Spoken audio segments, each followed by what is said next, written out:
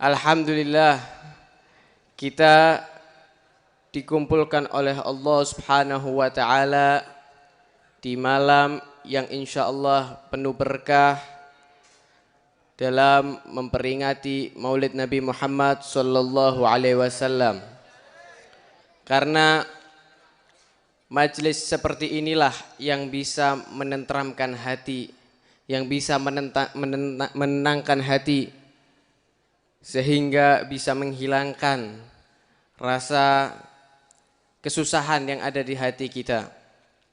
Karena majelis yang seperti inilah lebih afdal daripada menyendiri beribadah. Karena ada pepatah yang bilang al-wahdatu khairum min jalisis su' wal jalisis salih khairum minal wahdah. Menyendiri itu lebih baik daripada kumpul dan berduduk dengan orang-orang yang jelek atau majelis yang jelek. Majelis yang jelek itu artinya yang isinya maksiat dan lain-lainnya.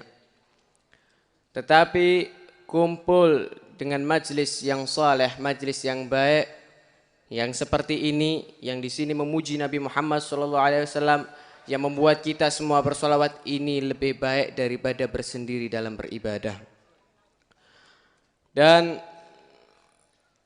lebih-lebih dalam majelis ini kita juga dengan mau tidak mau pasti bersolawat kepada Nabi, dan yang mana solawat itu adalah paling afdolnya ibadah yang pasti diterima oleh Allah Subhanahu wa taala, bahkan dibalas 10 kali lipat. Dikatakan adimis salata ala Nabi Muhammadin faqabuluha hatmun biduni taraddudi.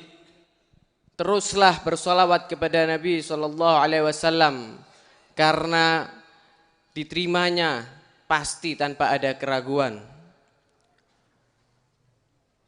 Fa'amaluna bainal qabuli wa raddiha, dan seluruh amal-amal kita semua itu masih ragu, belum ada yang pasti diterima.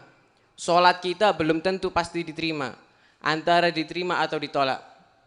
Illa salata 'alan nabi Muhammadi, kecuali salawat kepada Nabi Muhammad sallallahu alaihi wasallam, karena salawat inilah yang pasti diterima oleh Allah Subhanahu wa taala. Dan ketahuilah para hadirin, majelis yang seperti inilah yang bisa menurunkan rahmat dan berkah dalam daerah sini. Karena dikatakan bidzikris shalihin tanzilur rahmah, dengan menyebut nama-nama orang yang soleh itu menurunkan rahmat Allah. Apalagi kita menyebut nama orang yang dicintai Allah, orang yang paling soleh, yaitu baginda Nabi Muhammad sallallahu alaihi wasallam. Hadirin hadirat yang dimuliakan oleh Allah, kita di sini membaca maulid bukan hanya untuk mengisi acara, bukan hanya untuk menunggu mau'idhah, tapi di dalam maulid itu isinya adalah nasihat, isinya adalah memuji dan sejarah Nabi Muhammad sallallahu alaihi wasallam. Dan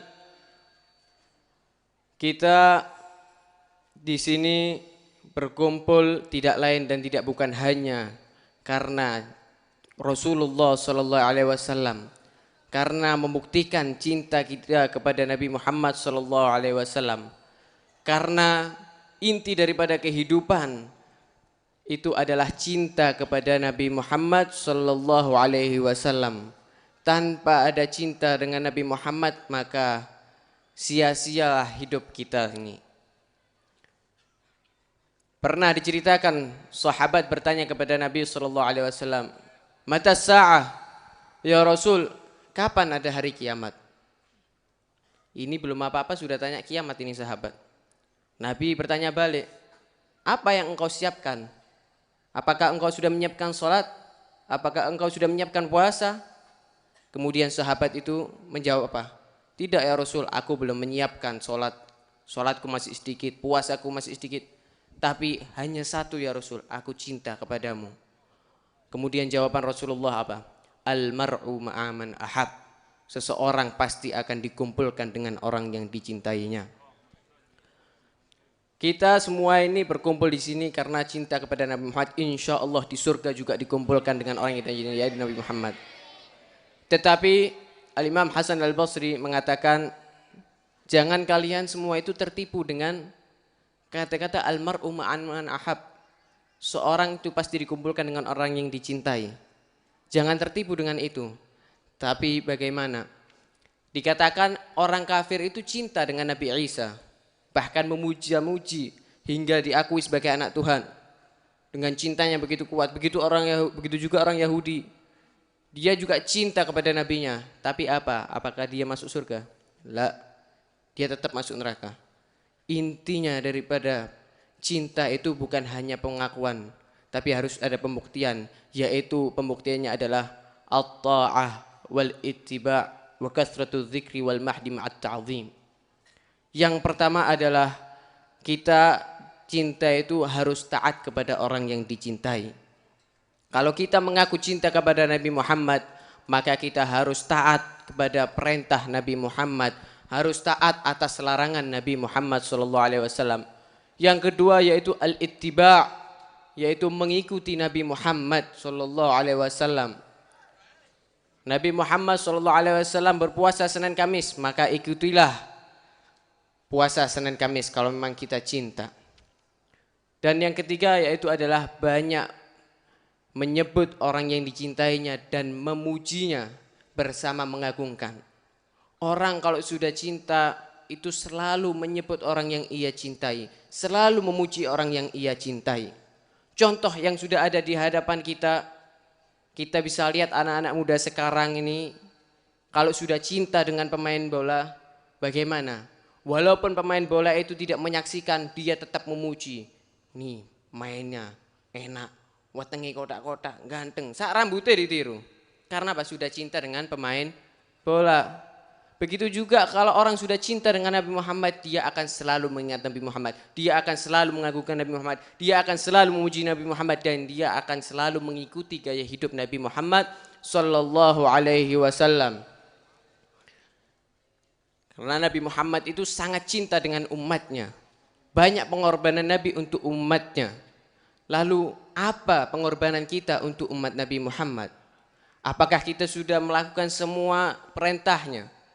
Ataukah kita sudah melakukan sunnah-sunnahnya? Tidak, bahkan kita melakukan hal yang dilarang oleh Nabi Muhammad dengan bangga.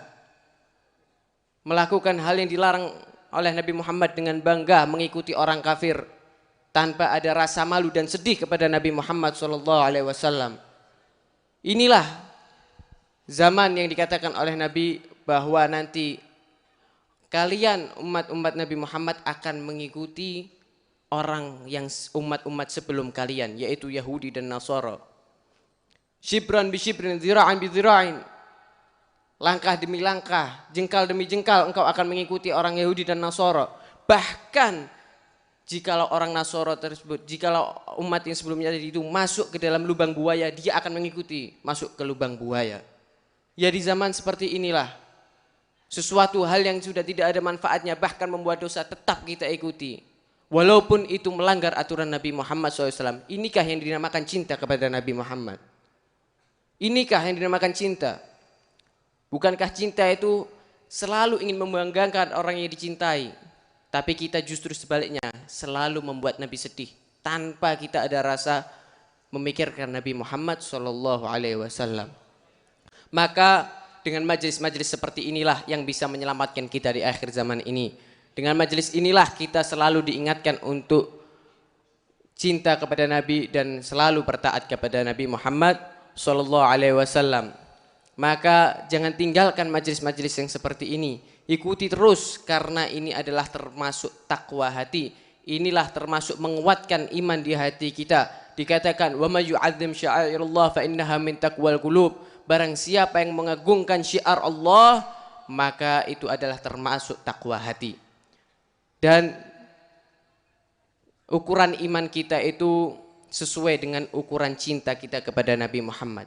Seberapa besar cinta kita kepada Nabi Muhammad, segitu besarlah iman kita kepada Nabi Muhammad sallallahu alaihi wasallam.